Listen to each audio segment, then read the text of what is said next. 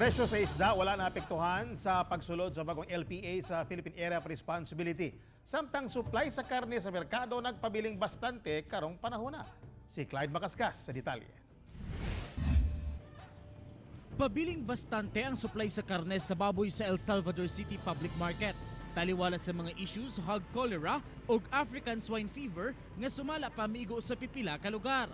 Wala maapektuhin niini ang presyo ug ang palit sa karne sa syudad. Wala pa na, Andre. Kaya di man may kakuha po sa mga kanang gawas-gawas. Para man gid mo kuha. Ana sa 210 ang matag kilo sa karneng baboy. 180 pesos ang kilo sa pata ug sa ribs. Samtang 160 ang kilo sa mga bukog.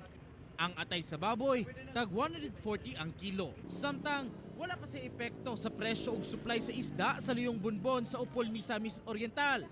Dungan sa pagsulod sa low pressure area sa Philippine Area of Responsibility. Dili na kay mahal sir, arang-arang na lahi atong giaging semana.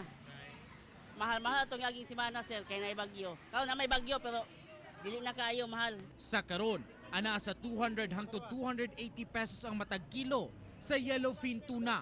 Depende sa gidakon. Ang bilong-bilong tag 210 ang kilo. Kitong nga tag 320 ang kilo. Galunggong 180 ang kilo.